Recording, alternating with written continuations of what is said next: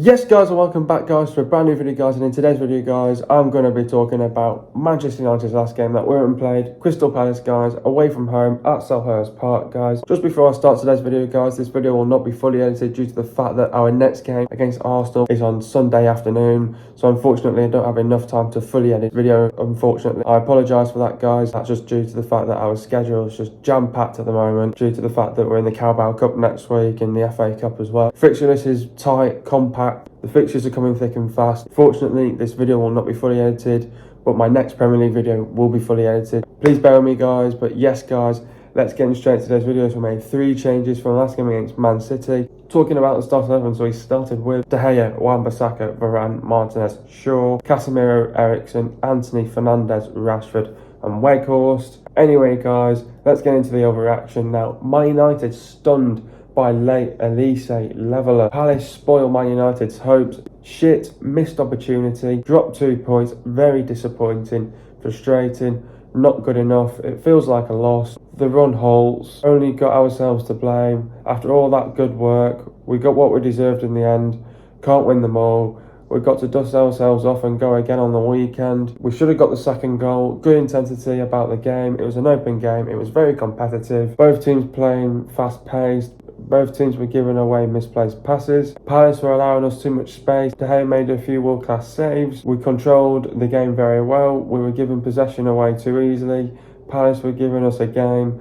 Palace are trying to hit us on the counter-attack. Bruno gave United a 1-0 lead. Some fantastic individual performances. We are allowing Palace back in the game. We were a bit wasteful on the attack. Brilliant defensively. Offensively could have done better. United were more resolute, seeing the game out. Should have been more ruthless and aggressive. Should have killed the game off. A game of 2 halves. Game management and decision making should have been better. First half really good. Second half poor. Overall, not good enough. Anyway, guys, what did I make of the performance? Very frustrating, very disappointing, to be honest. I think the reaction from the fans have obviously been very disappointed and obviously very annoyed and very frustrated. The fact that we've dropped 2 points here against Crystal Palace, and I just think that's due to the fact that we're not used to dropping points like this. Obviously, we were bound to drop points at some stage, and obviously you're not always going to keep up that good momentum. So, obviously, Palace did well to obviously get a draw.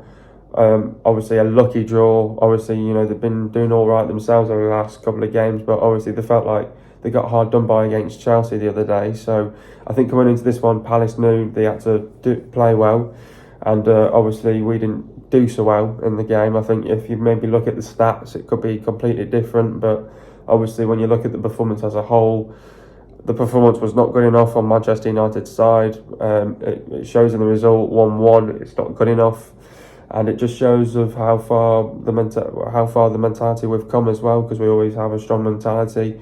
We're not used to this because we've been winning loads of games recently of late, so we're not used to have coming to these sort of games and drawing them. I know it's our 3rd draw this season, but it is what it is. It's shit. It's football.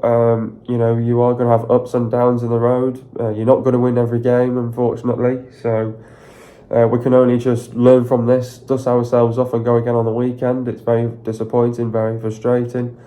We've got another great opportunity to go and get the 3 points against Arsenal on the weekend. So what a better game to get up for it as well, yet again. So yeah, we can't feel sorry for ourselves. We just have to feel sorry for ourselves for a few minutes and dust ourselves off and go again on the weekend. So very disappointed and very frustrated to drop 2 points with a matter of minutes to go.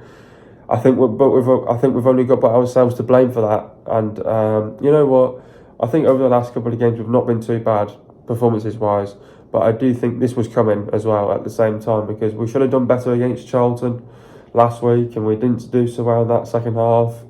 We got away with it because of the quality being on our side and because they were in League One. So I think coming into this game it was completely different, and we know that it's so competitive in the Premier League. You have to be on top of your game, and I think we did well in the first half, but just unfortunately the second half just put us really down, and we're not great in that second half. We've had too many bad performances in the second half as well. We've not yet again started well in that second half, so I think we've only got but ourselves to blame for that, and we got what we deserved, and we have to take it on the chin, and we have to learn from it. It's one of those where you say, yeah, sorry to the fans, but we'll do better on the weekend. So, yeah, no, I think it was very disappointing, very frustrated, to be honest, to come that far, and after all that good work, 1-0 up, and you should be killing the game off early as well, and you get done by a bloody goal with 3 minutes to go on a bloody free kick. So shit happens in football.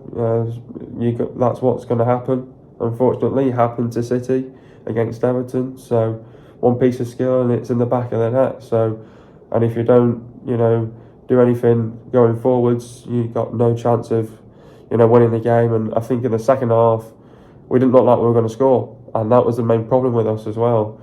Was that the fact that it didn't look like we were going to score, and it was just one of those sort of situations that we did nothing on the attack in the second half. So we've only got by ourselves to blame for that, and we have to take it as a slap on the wrist. And the heads need to be banged, and we just got to go again. And it's just one of those games, and you are going to drop points along the road, but it's only, it's 9 wins and 1 draw, so it's not like as if it's that bad, to be honest.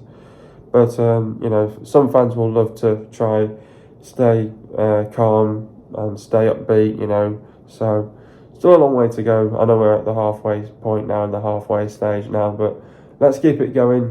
Let's not say, oh yeah, we got absolutely we got mentally done by that game, because it hasn't. And just to be honest, in a season like this, it just goes to show with the squad depth that we've got as well. So, and I don't think we should be looking of getting rid of Pelestri at this point as well. I'd be trying to keep hold of him for the 6 months as well. I know we've got Jadon Sancho coming back, but you've got to look at that team and say, I need every single player to get us this top 4 this season. So you tried maybe loan out one of Pelestri or Alanga, and you keep the other guy. So yeah, but anyway, getting to the game now. Thought the game started. We started really well on the front foot, had a quick and bright start to the game. Both teams started at a very fast pace. I thought it was end-to-end, competitive.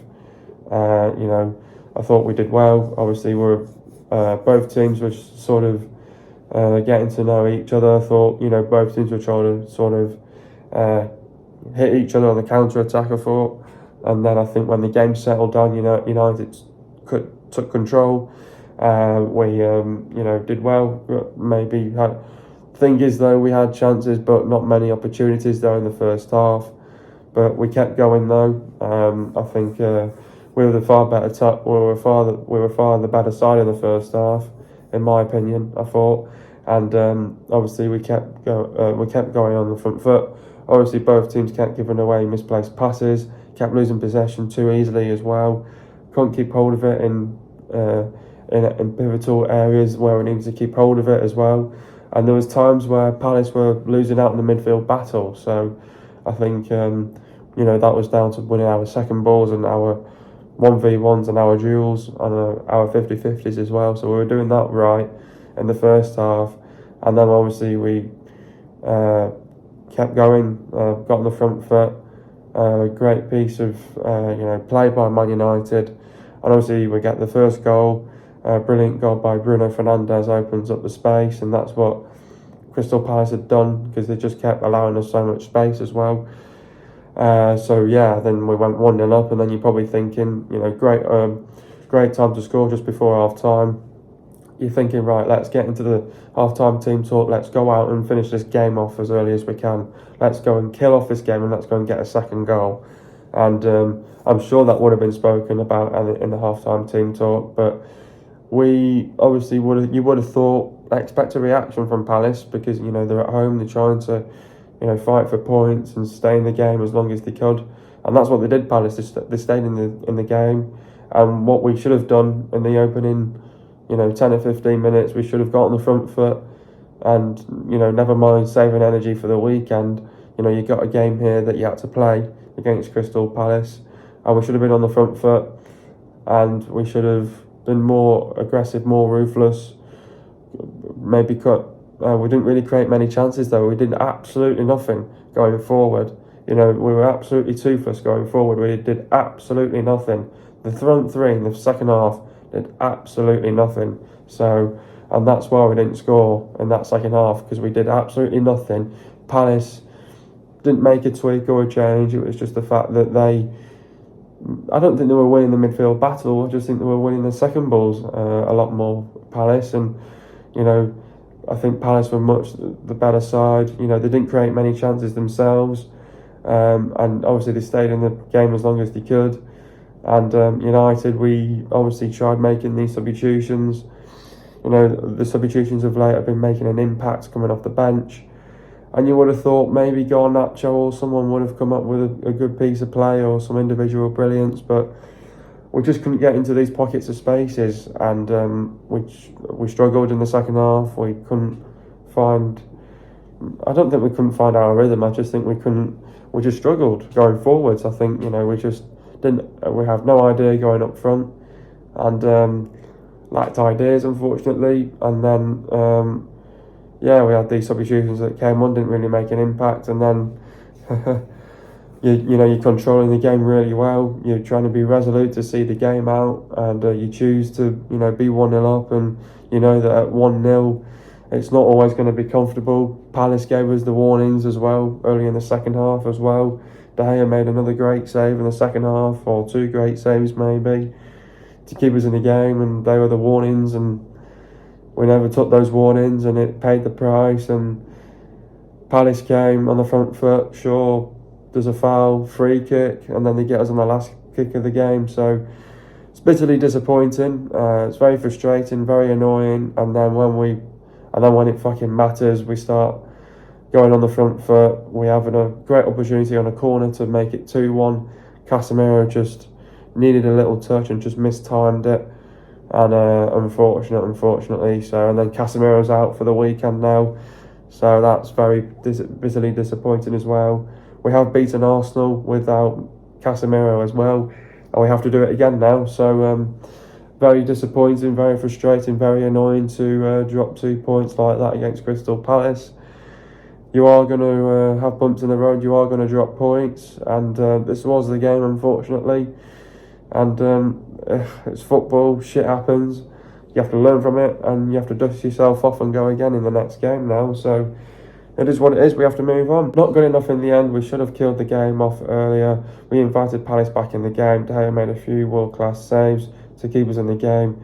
It puts a dent in our progress, but I guess we can't win them all. Yeah, exactly. I think you're going to have bumps in the road. You're going to have these sort of games where you're thinking, oh yeah, when's the game where we're going to drop points? So unfortunately, you're not always going to keep winning games, and we knew that we were going to drop points sometime soon.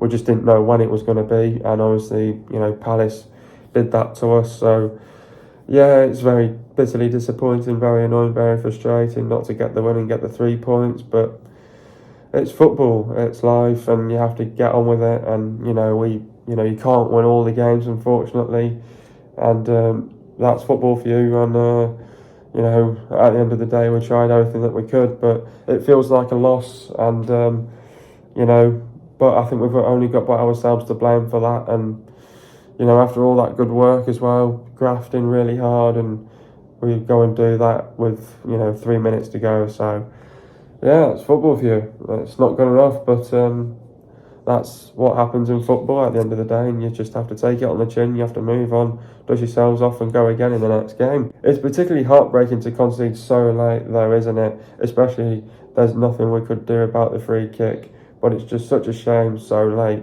Yeah, it is. And you're just thinking, just hang on for another few more minutes. But I think it was also down to the game management and the decision making as well. I think we could have been better at the decision making as well. I think the game management wise, I thought we did really well, but I think the decision making could have been a lot better as well. You don't give away a free kick in an area like that, in a dangerous position like that, which we did as well. So it's not Luke Shaw's fault or anyone like that. It's just the fact that they scored a goal, and it is what it is. And bitterly disappointing to concede such a game, such a goal like that so late on. So you have to learn from it. And the early warnings were there in the second half, and we didn't kill the game off. We should have been more ruthless and aggressive, and we chose to stay at 1-0. And that's the same old United from last season, hanging on to the last moment, and you get done like that with a few minutes to go. So yeah, we got only what we deserved, and we can't win all the games at the end of the day, and we've dropped 2 points, and it is what it is. We have to move on. We are only at the halfway point of the season now. That's all, and we're third. Everyone can see the improvement. How do I describe the first half of the season? I think it's been fantastic. You can see the improvements that we've made and all the changes that we've made as well. Obviously, after the first 2 games, Ten Hag learned a lot from the Brighton loss and the Brentford loss. And, I think, we've come a long way. So, to be honest, I thought we've done fantastically well. And if you would have said to me, would we have been third halfway into the season? No. I thought maybe outside the top 4. And, a lot of people have said to me that United are not going to get top 4. Look who's laughing now. So, at the end of the day, I think you've got to say, well, all praise to Eric Ten Hag. He's done brilliantly well in the opening 6 months. We're at the halfway stage now, so it is what it is. And we've improved so much, and we've won so many games, and we just want to keep chipping away and keep improving and getting better as a team. And we know we can get better as well. So it's just the fact that we have to go in every game with the right mindset, the right mentality, prepare well for every single game, and go in with the right game plans. And I'm sure that we will definitely reach our goals this season, win a trophy hopefully, and get top 4 and get Champions League football for next season. So so far so good. Let's keep it going, and hopefully top 4, and let's see who wins the league. Who is my man of the match? I think this is quite easy for me. De Gea had a good game, to be honest. It looked like he didn't have nothing to do. Made a few world-class saves to keep us in the game. Wan-Bissaka had a brilliant game. Varane had a brilliant game. Martinez had a very good game. And Luke Shaw had a very good game as well. I thought Casemiro had a good game as well. So did Eriksen as well. I thought he had a good game. Bruno had a good game as well, got the goal. Anthony could have been more involved as well. Rashford could have done better, and obviously Weghorst was a bit rusty in that game. The one man that absolutely stood out for me in that game, and he was bloody solid all game long, definitely saved us of losing that game right at the last minute as well. Aaron Wan-Bissaka, fucking brilliant game. What a fucking performance he put in, and what a shift. All praise to Aaron Wan-Bissaka in that game. He deserved that man of the match award. Brilliant, brilliant. Keep it up, mate. How do we beat Arsenal? Now obviously we've got Arsenal in our next fixture on the weekend. Now this is obviously going to be a massive encounter for both teams. Obviously, Arsenal have seen United draw to Crystal Palace. So the thing is, this is it. Arsenal have watched United. They're going to analyse us back really well. Obviously, a massive blow that Casemiro is going to be missing this game. It would have been great if Casemiro was playing this game, and then it could be in a complete different of a game. But Arsenal's going to be a tough game. I hope we can win it. I think it's going to be one of those games where, it's obviously another big rivalry. No team doesn't like losing this game, so it's a game where you have to be able to turn up to. You have to perform well for a full 90 minutes as well. You have to stay concentrated, focused, and stay alert at all times. I think, what do you expect from Arsenal? I think Arsenal are going to, have a fast start in this game. They're going to bring the lines up. They're going to get on the front foot. I think the opening 10 minutes, they're going to come on the front foot, and they're going to try and cause us problems. And they'll look to try and get the first goal as early as they can. So I think that's down to, how well defensively we can be. And we've got to make sure we stay tight and compact, defend very well, and, keep Arsenal at bay, keep them quiet at all times. But they like coming forward as well. So this is a young, hungry Arsenal side that really, they're scoring goals, they're defending well at home as well. They've not lost a game at home as well. So this is going to be a very tough game to go and win against Arsenal. Can we do it? I think we can do. We've got the team to do it as well, and I think we definitely can do it. We're the only side that have beaten Arsenal so far this season, so it'd be great to do the double on them as well. But I think Arsenal will know coming into this fixture, they felt hard done by as well at Old Trafford. They probably felt like that they probably didn't deserve to lose, and obviously because of the VAR decision that didn't go their way, and obviously it went our way, so they'll be more than motivated for this game to go and win this game. So it's the fact that how well we prepare for this one, and it's the fact that we have to go in with the right mindset and the right mentality. Obviously, we know that Casemiro is missing this game, which is a huge blow for Manchester United, because if Casemiro was winning this game, we could have won the midfield battle, and they're probably most likely going to win that midfield battle with the likes of Partey and Xhaka in the midfield, and Odegaard as well. So the one thing we can't let them do is let Odegaard in pockets of space, and what you've got to do is you have to just close those spaces down. And it's not going to be an easy game against Arsenal. You know, for a very long time, for the first time in a long time, they've got a strong team, got a very good manager now, got an identity of the way how they want to play now. So the way how we're going to have to beat them is we want to go to the Emirates and we have to spoil it, we have to ruin it, we have to ruin the party, we have to do what we have to do there. 3 points up for grabs as well. They'll want to win it more than us because they're at home. So I think it's the fact that, you know, if we can, it's all about the first goal. I think if we can get the first goal in this game, I think they'll be stunned, they'll be shocked, and then they'll be needing to see a reaction then. So it's all about the start. If we can have a good start and get the first goal is going to be key in this game for sure. So if we can get the first goal, that'll be massive in a game like this, because then you want to try and control the game, and you want to build on it, and you want to keep up that good momentum going in the game. So it's all about the right decision making. If we can make those runs in the right channels and get the ball in the right channels and keep playing with the width and get it out to the players like the likes of Anthony and Rashford that can be dangerous on the counter attack. So there's players there that can hurt their defence for sure. You've got the likes of Rashford there, Garnacho there as well, Anthony as well, Sancho may be back for this game. So we have to be on it from minute 1 to minute 90 in this game. Got to be on it, and we have to perform well, turn up, and we've got to do our thing here against Arsenal. So the players have got to get up for it. It's a chance to get 3 points here. Stay switched on, stay alert, stay concentrated, stay focused. You've got 3 points up for grabs here, lads. So I love to beat Arsenal. Let's go and do the double, lads. You know, it's up there for grabs. Let's fucking go and do it. But this Arsenal team, though, they're well coached, they're well drilled.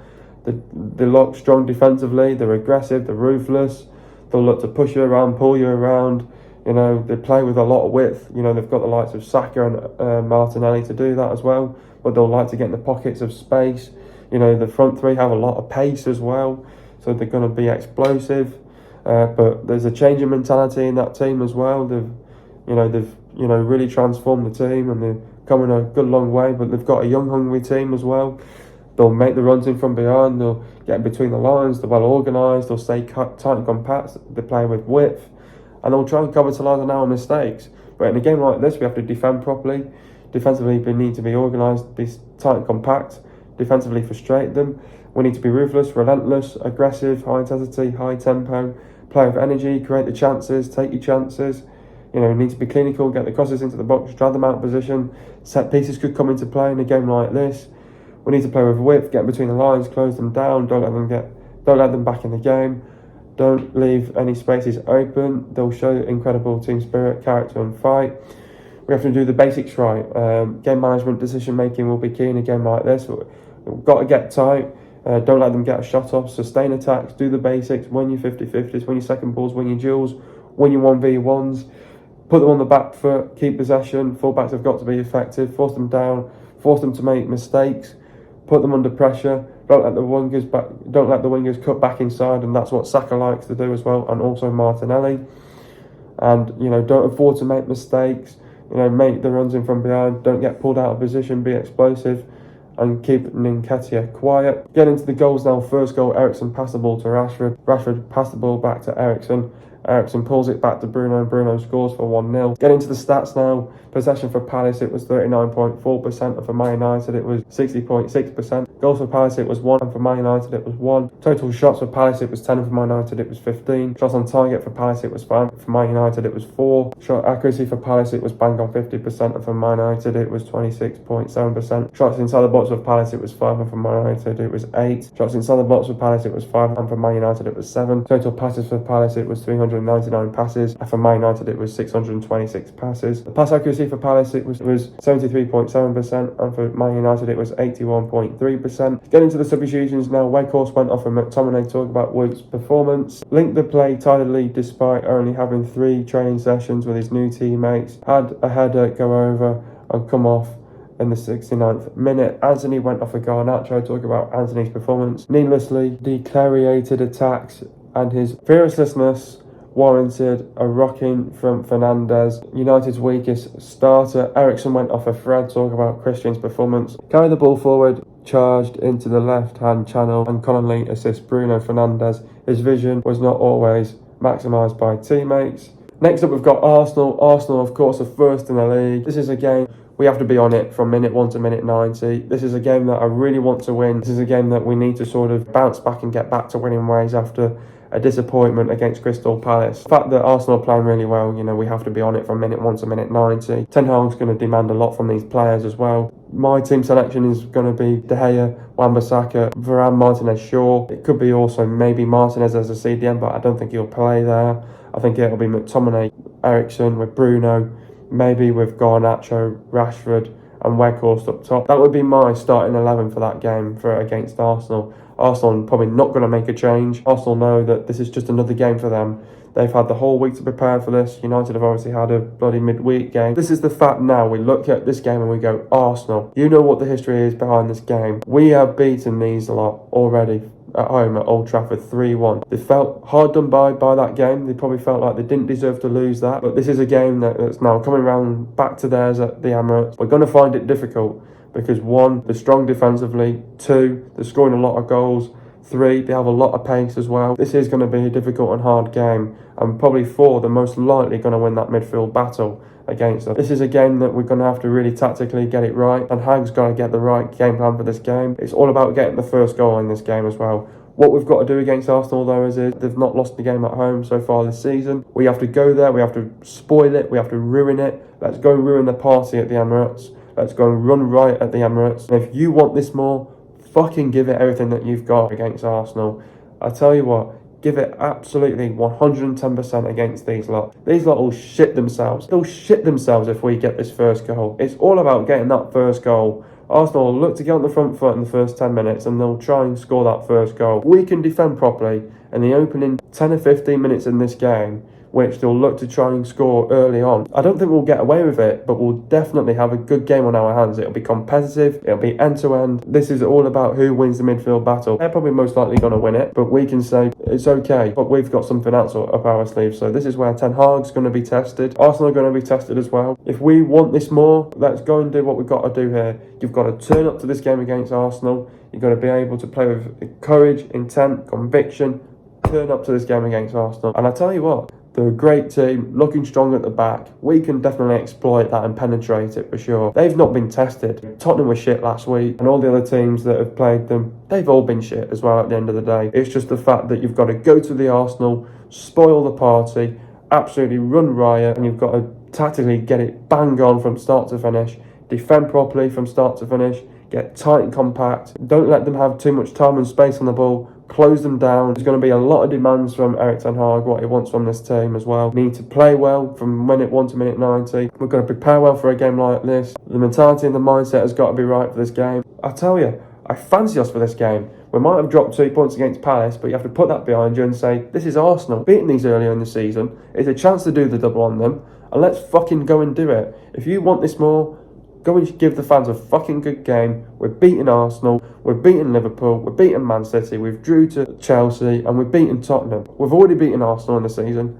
Go and fucking do it again, and they'll fucking hate it. Every single one of those fans in that Emirates Stadium, they'll fucking hate it if we score that first goal, expecting a reaction. What it's all about is mental side. You can win that mentality over on that Arsenal side. They'll get frustrated, they'll get annoyed, beginning to get frustrated. So if we can do something what we can do against Man City, but do it a little bit different, maybe more on the front foot and be more aggressive and be more ruthless, we can win this game. The reason why they've been winning games is because they've been very good. A strong team, got a good manager, but all the other teams that they've played, they've been shit this season. And we've not been shit. We're playing well, and they're playing well. And it's two teams that are going for it head to head in a big game. Turn up to this game. And you know what? I fancy us. I fucking fancy us. I'll tell you what, boys, go out there, 110%. You'll fucking win this game against these lot. Arsenal scoring 2.3 goals per game. Arsenal conceding 0.8 goals per game. Arsenal have the second best defence in the league. Arsenal have won 15, drawn 2 and lost 1. They've lost to Man United 3-1, which was back in September as well. The players to look out for is Ramsdale, Tierney, White, Gabriel, Saliba, Holding, Tomiyasu, Partey, Saka, Odegaard, Smith Rowe, Vieira, Lokonga, El Neni, Xhaka, Zinchenko, Martinelli, Nketiah, Nelson, Marquinhos. I hope you guys are enjoying the video. Be sure to leave a like. Subscribe to my channel if you are new. And I'll see you guys in the video in the next couple of days. And peace.